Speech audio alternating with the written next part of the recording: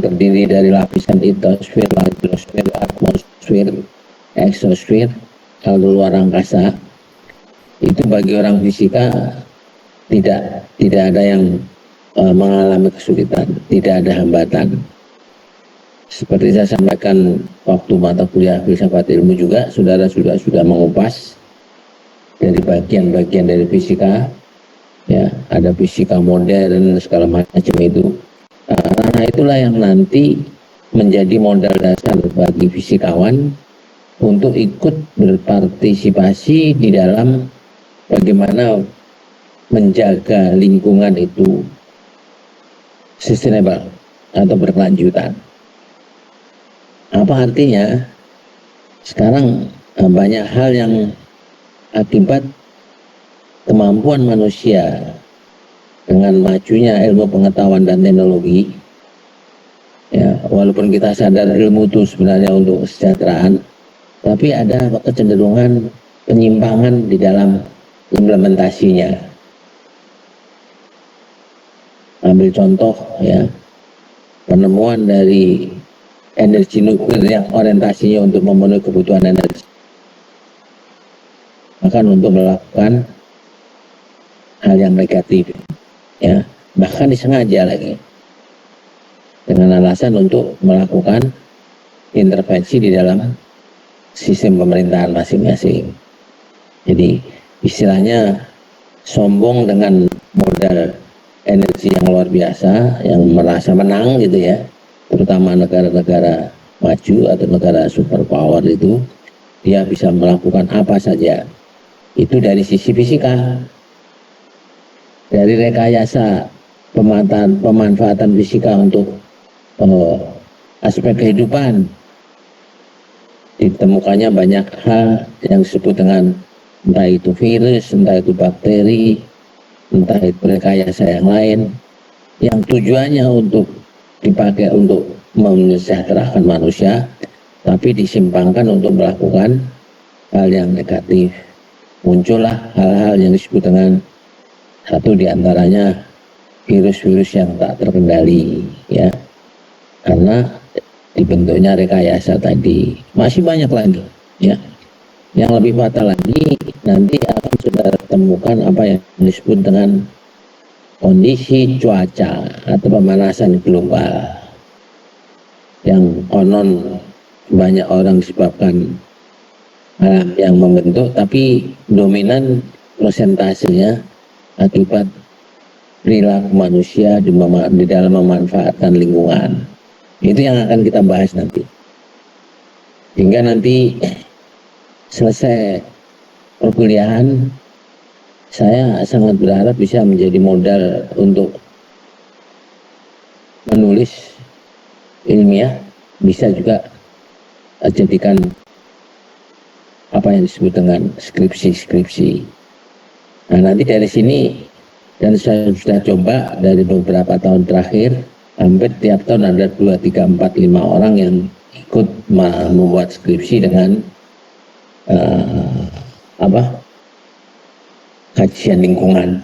Ada yang lari ke Batan, ada yang lari ke lapangan dalam fisika itu, ada yang lari ke hidrologi, ya, untuk menjadi skripsi dengan kajian-kajian lingkungan. Sangat menarik, dan itu lagi tren, lagi boomingnya masyarakat dunia menggeluti tentang lingkungan harus dipikirkan dengan baik.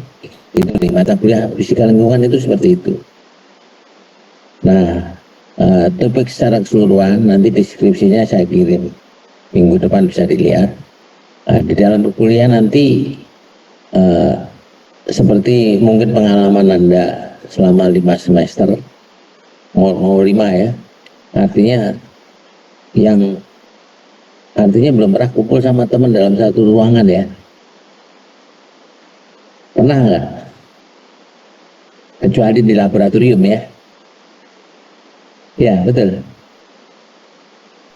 Betul, Pak. Benar, Pak. Ya, Pak. Ya. Sebenarnya kangen kumpul, tapi saya rasa itu ya bisa dilakukan dengan cara Anda masing-masing, apalagi sekarang sudah memungkinkan itu. Yang paling penting adalah ada beberapa keuntungan di dalam perkuliahan daring. yang menurut pengamatan saya ya, kalau dulu banyak kuliah seperti waktu luring dulu sebelum kamu ya, itu untuk dapat indeks prestasi 3 saja luar biasa sulitnya. Tapi untuk kuliah daring, kalau saya teliti dari yang di prodi fisika atau pendidikan fisika walaupun secara acak gitu ya, prestasi di atas 3,5. Ya betul. Betul, Pak. Betul. Hah? Bintang berapa indeks prestasinya kumulatif? Kalau nggak salah 3,6 sekian gitu, Pak. Kumulatif itu ya. Iya. Muhammad Raya berapa indeks prestasinya kumulatif? 3,5 sekian, Pak. Alhamdulillah. Faisal IP-nya berapa? 3,4 sekian, Pak. Aulia Putri sambil menjadi Saya 3,4,1 Pak. artinya dari 6 dari 5 yang saya tanya hampir rata-rata 3, itu kalau sebelum pandemi itu untuk angka itu tuh waduh luar biasa, sudah harus datang ke kampus kehilangan uang, capek ya, belajar capek, indeks prestasinya rata-rata waktu itu ya di bawah 3. Untuk 3 itu luar biasa. Nah sekarang hampir semuanya. Kenapa? Itu salah satu bukti bahwa pinternya seseorang ya, ini semacam ini ya, hari pertama ya, pandainya seseorang, berhasilnya seseorang bukan karena faktor eksternal walaupun ada pengaruhnya ya, yang menentukan hebatnya Anda, IP Anda bukan tetangga, bukan dosen, juga bukan bapak keluarga, tapi Anda sendiri seberapa jauh Anda melakukan aktivitas di dalam menyelesaikan setiap persoalan yang saudara hadapi. Gitu, harus sadar ya. Jadi sekali lagi, perlunya Anda maksimal untuk melakukan hal-hal yang memungkinkan apa yang Anda akan saudara cari itu bisa dihasil tujuan Anda. Jadi kuliah daring ini, loh kenapa begitu lebih bagus? Saya bilang lebih bagus karena hampir semua aspek kebutuhan hajat hidup manusia, entah itu ilmu, entah itu kebutuhan yang lain, semua sudah tersedia di sistem jaringan IT, iya toh? Betul nggak, Selvi? Betul Pak. Iya. Tidak ada yang bahkan mungkin waktu mengeksploitasi ilmu yang saudara cari itu, walaupun topiknya sama antara dosen pemerintah A, saudara dapatkan nilai B, yang intinya kebenaran itu makin banyak.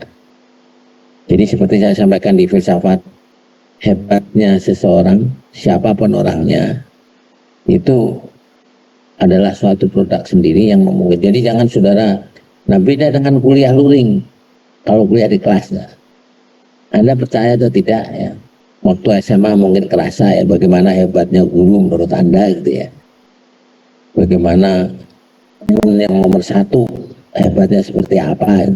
Jadi ada kesan apa ya, persaingan yang tidak wajar gitu, secara teori perkembangan manusia. Yang jelas setiap individu kalau sudah menjadi mahasiswa, khususnya di perguruan tinggi negeri, itu mereka masuk dalam seleksi yang sudah di atas normal rata-rata. Itu harus ada saudara. Jadi di antara Anda ini tidak ada sedikit pun yang kekurangan. Tapi tentunya ada yang beda di antara setiap orang, pasti. Nggak mungkin sama. Kalau saya bilang tahu jagung, jawabannya dari 30 orang peserta ini pasti beda-beda. Jagung itu adalah tumbuhan, jawaban satunya betul. Jagung itu makanan orang kampung, betul juga. Jagung itu kalau direbus enak rasanya, benar juga gitu. Jadi semuanya kebenaran-kebenaran yang muncul dari Anda itulah namanya upaya eksploitasi diri untuk mendapat satu nilai kebenaran. Jelas nggak suara saya? Jelas, Pak. Jelas, Pak.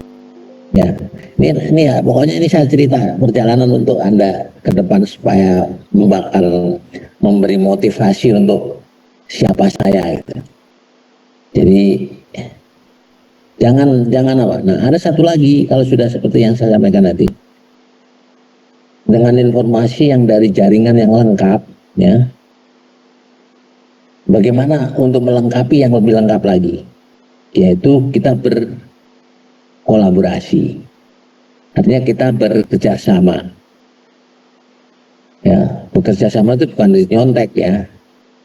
Kerjasama itu ya si A tadi mengatakan jagung itu ini, si B ini jagung ini gitu. Itu kalau dikombinasikan nanti akan dapat definisi jagung yang lengkap. Ya. Arti jagung yang sebenarnya. Ngerti maksud saya ya? Ngerti, Pak. Mudah-mudahan.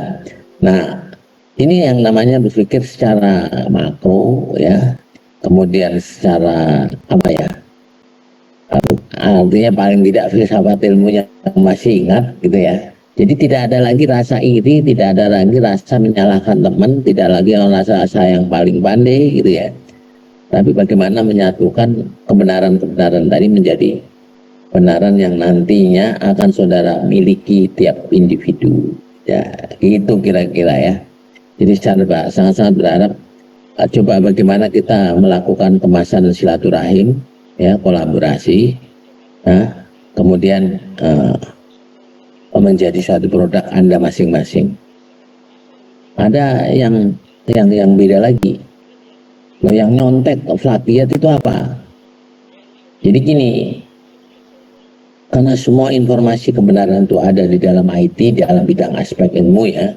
Karena apa saja yang ada di yang saudara inginkan sudah tersedia di Google itu. Jadi Anda saudara eksploitasi sendiri-sendiri. Itu jangan di copy paste gitu aja. Sekali lagi ingat ya. Dibaca. Jadi lagi-lagi sebagai orang yang pengen tahu banyak yang benar itu sebenarnya adalah harus punya sifat reading minded, ya, gemar membaca, ya, dan membaca itulah menjadi bagian dari bagaimana kita mengasah kemampuan kita, artinya kemampuan kognisi ya, kemampuan otak kita untuk kita olah sendiri, sehingga nanti saudara memiliki satu potensi internal untuk mengeksploitasi sendiri dengan kalimat dan tulisan Anda sendiri. Itu kira-kira seperti itu. Jadi kalau dikatakan plagiat, itu kalau saudara ngambil tulisan si A yang saudara baca, saudara pahami tadi, terus kemudian saudara copy, terus dipaste kepada produk Anda.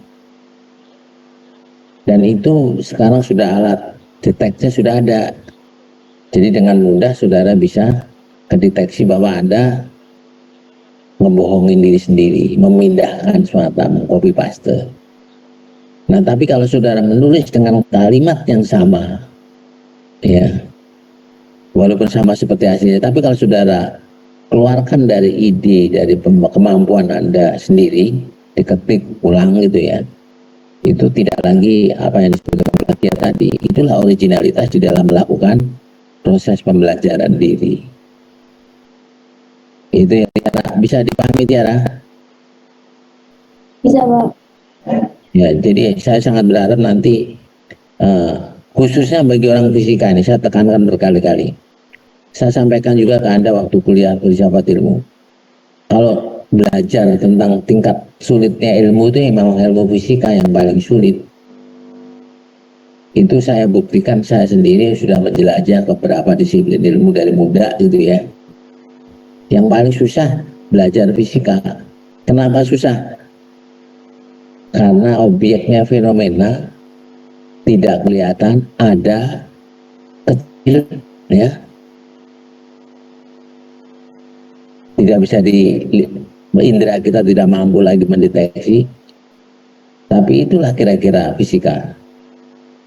Belajar gelombang misalnya, sudah saya sampaikan berkali-kali, gelombang itu ada tapi nggak bisa dilihat, ya, tapi efeknya ada, macam-macam, ya. Atom itu ada tapi di mana tempatnya, bentuknya seperti apa. Jadi ya, emang sangat susah, karena untuk membuktikan ada itu kita harus melakukan apa disebut dengan berpikir ilmiah, menggunakan metode ilmiah, eksperimen, data diperoleh, dianalisis, diselesaikan secara matematis dan sistemik sehingga mendapatkan suatu kesimpulan. Itu kesulitan bagi orang fisika yang tidak senang, gitu ya. Tapi kalau Anda kan sudah nggak kepalang tanggung lagi, sudah terjun pilih fisika, berarti Anda adalah orang-orang yang mau berpikir keras tentang kebenaran dari hakikat ilmu yang menjadi dasar dari seluruh disiplin ilmu. Itu. Jadi harapan saya dengan fisika lingkungan ini, saudara nanti bisa memilah, ya, memahami dan mengimplementasikan sekaligus mengajak orang lain supaya yuk kita sama-sama menjaga lingkungan itu supaya berkelanjutan. Pengertian berkelanjutan itu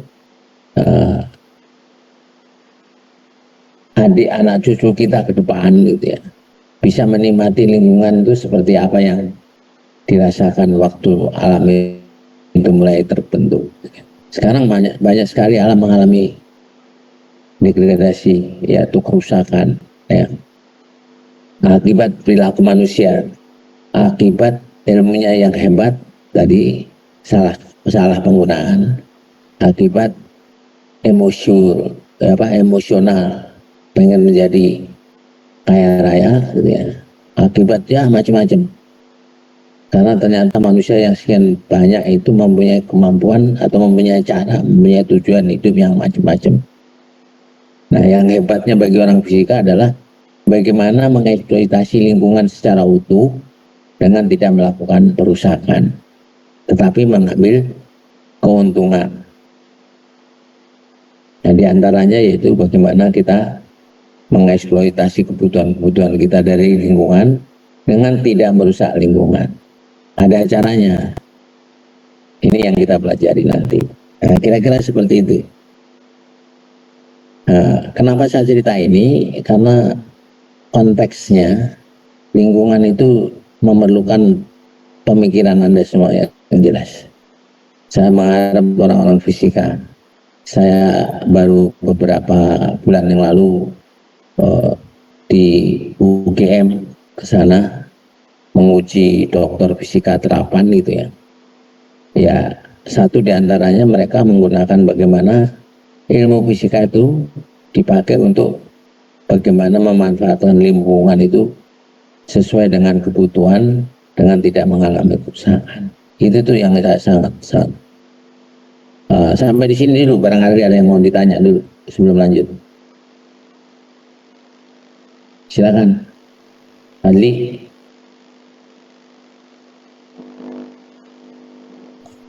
Belum ada, Pak. Oh, ada 30. Tapi bisa dipahami ya, Adli, ya? Bisa, Pak. Irsan,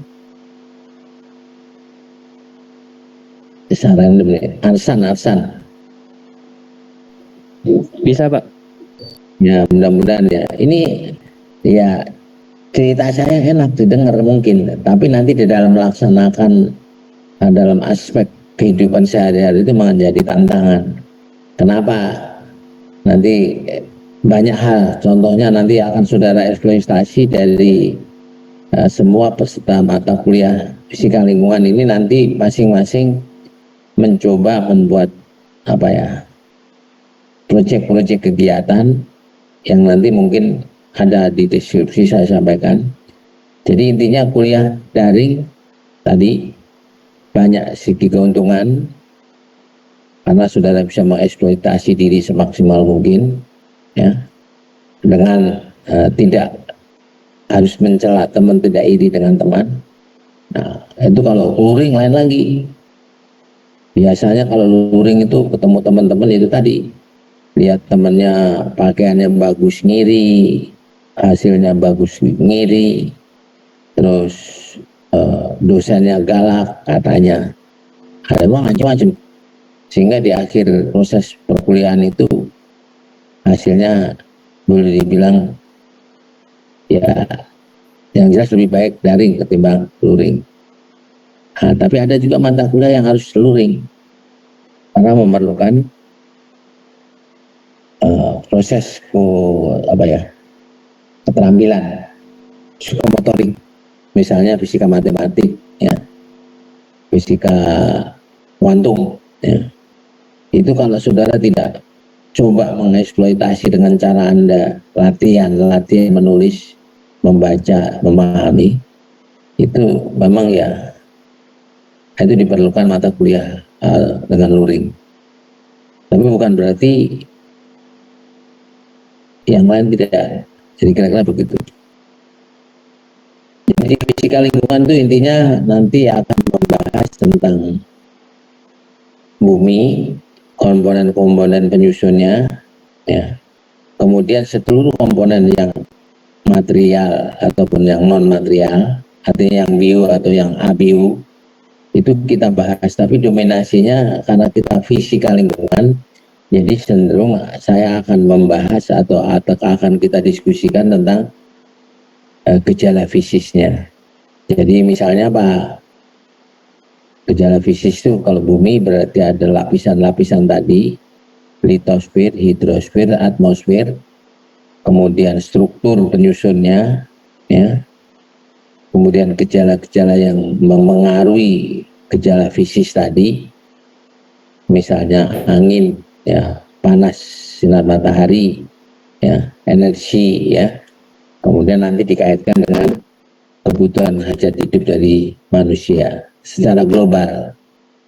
Ini nanti kita harus bisa membahas atau bisa menjelaskan apa itu pemanasan global, apa itu kerusakan lingkungan, apa itu polusi, apa itu sumber daya yang tersedia, dan seterusnya dan seterusnya. Nah, nanti karena banyaknya objek, jadi semua peserta nanti membuat bahasan yang berbeda-beda tiap mahasiswa dan kelompok. Sehingga nanti proses penilaian saya biasanya saya budayakan seperti filsafat, mata kuliah filsafat. Jadi nanti ada tugas individu, ya, tugas kelompok, kemudian tugas tengah semester, dan dikunci dengan akhir semester, sehingga nanti hasil akhirnya kompilasi dari semuanya itu. Akan tetapi biasanya saya pisahkan cara tadi dengan memudahkan untuk bagaimana bekerja secara operasional antara UTS dengan UAS itu dalam bentuk tugas atau proyek. Jadi artinya apa? UAS itu digantikan dengan bagaimana menyelesaikan tugasnya dengan proyeknya. Kemudian UAS itu melengkapi dari hasil kegiatan selama dari satu semester. Jadi nggak ada UTS, tidak ada UAS, tapi diganti dengan proyek-proyek yang harus diselesaikan untuk dilaporkan, didiskusikan, dipresentasikan. Gitu kira-kira. Ya, ada pertanyaan?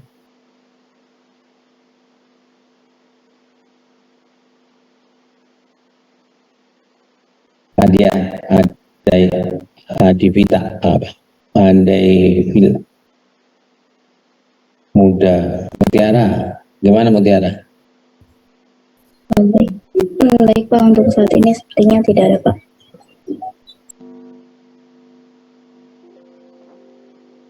Izin bertanya Pak. Gimana Faisal?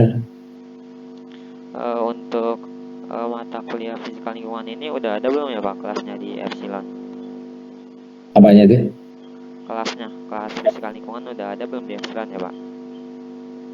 Nanti minggu depan sebelum kuliah tak kirim deskripsi mata kuliah selama 1 semester, termasuk materi-materi yang akan kita diskusikan selama 1 semester. Ini pertama sengaja saya coba dongeng dulu lah, cerita dulu. Tapi kira-kira cerita saya itu adalah wawasan yang akan kita bahas dalam 1 semester. Jadi nggak ada yang sulit di fisika lingkungan itu.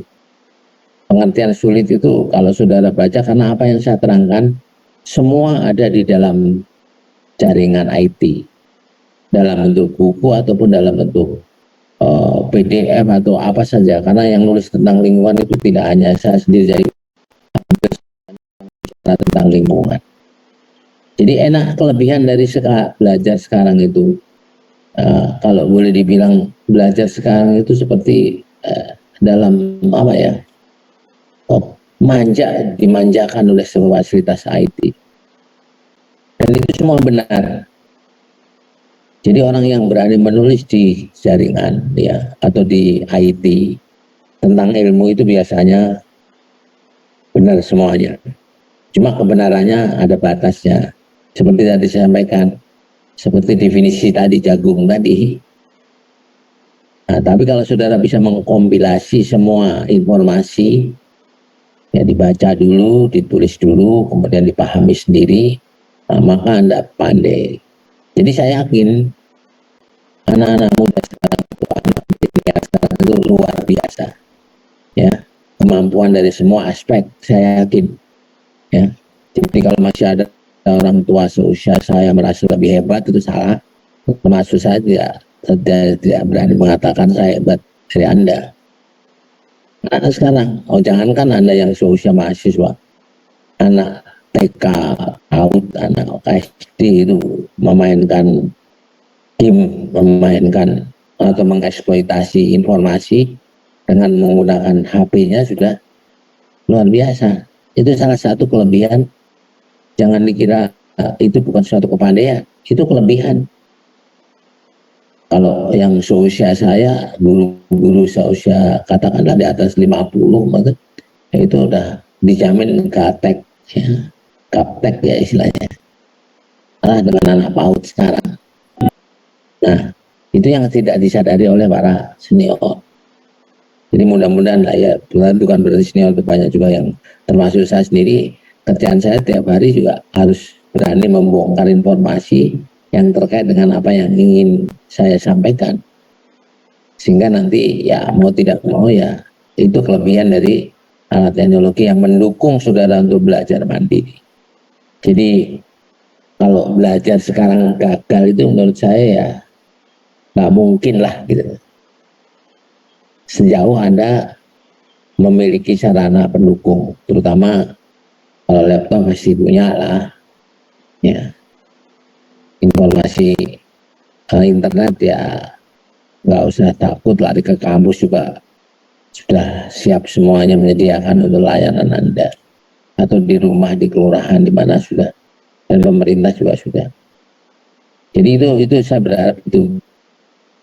Jadi nanti tentang deskripsi mata kuliah, tugas yang akan dikerjakan dalam 1 semester dengan pengelompokan mandiri kelompok, terus proyek apa yang dikerjakan dalam selama 1 semester yang 16 kali pertemuan dibagi-bagi per ini. Ini sebagai pembuka saja hari ini, sebagai pengenalan untuk karena saya sering begitu kuliah, tapi kalau belum pernah ketemu dengan bagaimana saya ambil mata kuliah, itu yang perlu diadaptasi oleh kita bersama. Itu kebetulan dulu udah kuliah dari saya filsafat ilmu, berarti tinggal saya tambahkan informasi seperti yang saya sampaikan tadi, khusus mengenai fisika lingkungan. Nanti akan membahas tentang bagaimana lingkungan dari kacamata fisika, ya, yang dapat kita eksploitasi untuk mendukung bagaimana lingkungan itu menjadi berkelanjutan. Itu kira-kira misalnya. Yang lain, Baik Pak, terima kasih atas jawabannya. ada yang lain lagi, Ambar? Febrian, silakan. Kalau kira-kira yang pengen tanya selain itu, Mas Lili, ini satu angkatan ya? Iya, Pak. Iya, Pak. Satu angkatan? Iya, Pak. Iya, satu angkatan, Pak. Ya syukurlah. Jadi silakan berlomba. Semester 5 harusnya nanti semester 7 saudara bisa lulus S1 ya. Usahakan ambil skripsi tentang lingkungan, nanti saya bantu dengan Bu Widya. Mau menganalisis tentang atmosfer, tentang apa ya, nah, dikaji tentu dari kacamata fisika, karena laboratoriumnya sangat banyak di Jakarta, 8 LIPI, Batan, ya itu aspek lingkungannya dominan, ya misalnya pencemaran lingkungan, saudara lari ke 8 Anda bagian tentang bagaimana kondisi atmosfer, saudara lari ke 8 lembaga tenaga antariksa. Kalau saudara pengen bicara tentang cuaca, kondisi, saudara pergi ke BMKG. Saudara bisa mendapatkan data sebanyak-banyaknya, semudah-mudahnya, dan didukung oleh para laboran atau yang memiliki laporan itu. Jadi kita nggak bingung bicara laboratorium tentang lingkungan di Jakarta ya khususnya. Walaupun di kita sendiri juga ada sedikit, tapi di MIPA itu ada energi terbarukan. Mungkin Pak Irfan juga ada tentang material. Tapi nanti kaitannya dengan lingkungan semua. Jadi banyak sekali, dan kalau saudara bisa mengemas, mudah-mudahan nanti dalam mata kuliah ini saudara dapat satu ide gitu ya, sehingga nanti begitu selesai kuliah ini bisa mengemas SPS gitu ya. Karena saya yakin saudara dengan kondisi seperti sekarang, kan saudara tiap semester ngambil 24 SKS kan? Iya betul. Bintang, berapa SKS kamu sekarang ambil? 21, Pak. Kenapa enggak 23? Hah? Ada yang ngambil Tidak 23? kuat, Pak.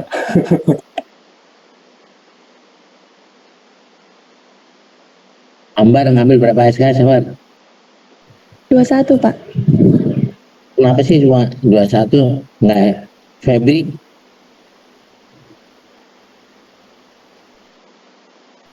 Tiga, Pak. Nah, itu ada yang 23. Mumpung ada punya kesempatan lari, pakailah. Jangan nunggu durian jatuh. Kemarin semester yang lalu berapa rata-rata ambil? Coba. Novel. 21, Pak. 20-an. Kenapa? Padahal kan dengan IP 3,5 itu kan saudara punya hak 23 SKS kan? Harusnya ya. Enggak, harapan saya dengan 23 SKS tiap semester itu berarti kalau 5 semester aja kan sudah terkumpul berapa coba? 5 kali 23. 150. Sekarang sebesar tanya dulu. Faisal sudah berapa SKS ya? Total.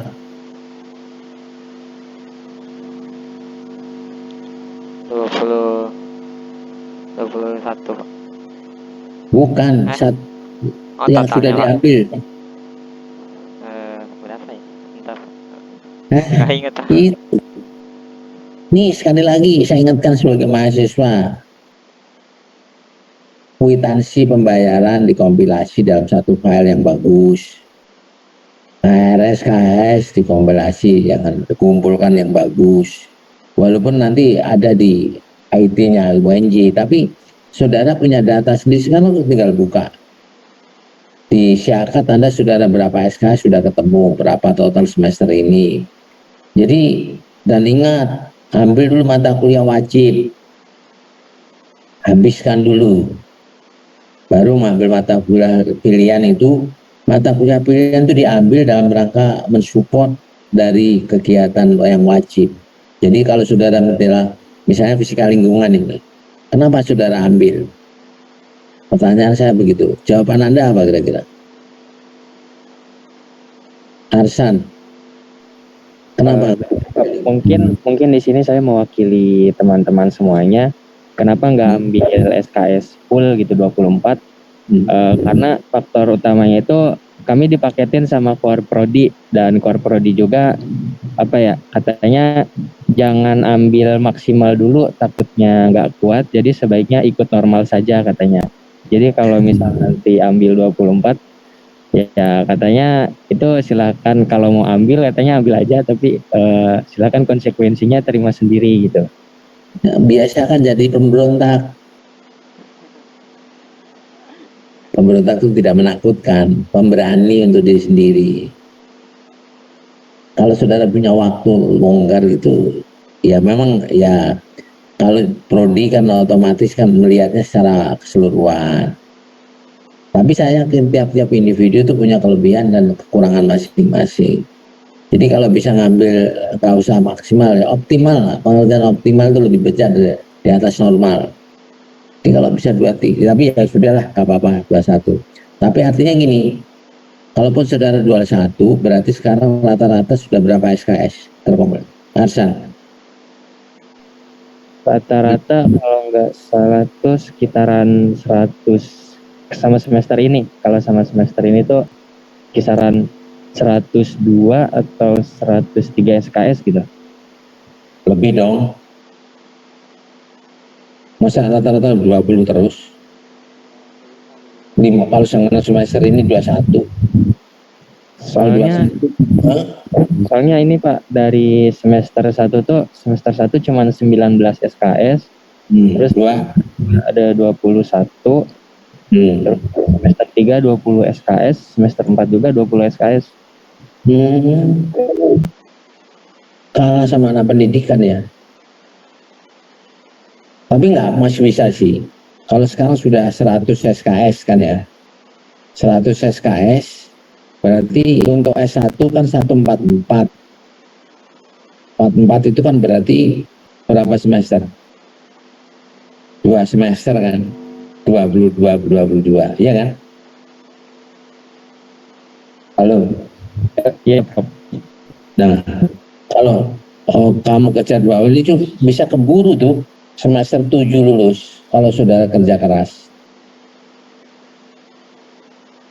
Ya, kan sekarang katakanlah sekarang 105 saya prediksi rata-rata. Berarti tinggal 40 SKS lagi. 2 semester itu bisa dikejar itu. Paling nanti yang agak sulit adalah menggunakan waktu PKL, itu perlu energi kuat. Atau skripsi harus di laboratorium. Tapi saya pernah juga membimbing kalau nggak salah 1-2 orang gitu ya di fisika itu yang bisa 3,5 tahun lulus. Nah, kenapa saya berharap anda yang muda itu mau lari kencang untuk cepat sukses itu. Ini banyak keuntungan bagi Anda. Pertama, masih muda sudah lulus jadi sarjana, ya, pasti kepuasannya beda. Kedua, ya kalau saudara masih disupport orang tua berarti mengurangi beban orang tua gitu ya. Ketiga, sekarang itu kesempatan untuk lari dengan kecepatan tinggi di dalam belajar itu banyak dengan beasiswa. Itu hitungan-hitungan saya. Jadi cobalah manfaatkan kesempatan-kesempatan yang masih muda itu. Sehingga nanti saudara bisa. Nggak apa-apa 21. Tapi kalau memungkinkan 23 dan bisa kamu ancang-ancang sendiri kok itu. Karena semua ilmu sekarang ada di komputer, ada di jaringan. Itu aja kelebihan sekarang. Itu kira-kira. Oke, nggak masalah ya. Tapi secara matematis data pribadi itu yang disebut manajemen pribadi. Jadi manajemen itu artinya apa? Saudara harus menghilangkan pandangan, terus memilih, melaksanakan, terus organisasi dasar, kemudian mengevaluasi setiap selesai kegiatan. Itu seorang mahasiswa gitu. Artinya apa? Evaluasi itu apa? Jadi sekarang semester 5 semester 4 itu datanya harus lengkap KRS, KRS, kwitansi ya, dikompilasi yang bagus, jumlah SKS berapa, IP-nya berapa, dihitung dengan baik gitu ya, sehingga nanti pada akhirnya saudara dengan mudah mengambil data atau mencari penyelesaian ya, karena sudah lewat setiap saat. Dan jangan lupa mata kuliah wajib prioritasnya saudara ada di pedoman itu tiap angkatan berbeda soalnya. Jangan mata kuliah wajib ditinggalkan. Tapi saya yakin kemudian apa di korpor di fisika Widya itu luar biasa perhatiannya terhadap mahasiswa sistemik ya, kemudian ya saya tapi saya berharap saudara makin cepat lulus semakin bagus lah gitu. Oke ya, kita lanjut. Ada lagi pertanyaannya?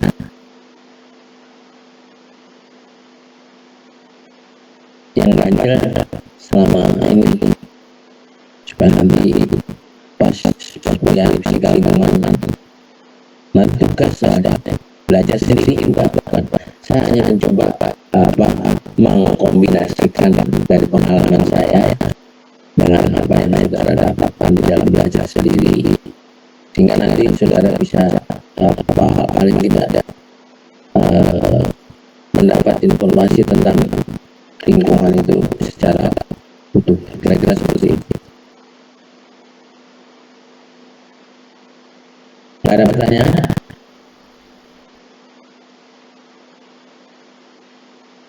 Dina? Belum, Pak. Kayaknya hari ini itu pengenalan saya pertama teman-teman. Jadi nanti saya siapkan semua deskripsi minggu depan. Saya kirim kemudian apa yang harus saya kerjakan. Dan mungkin sekaligus nanti ada kelompok kerja 3 orang. Kalau 30 ya 30 persis ya. 30 apa? Ini apa pasaliannya?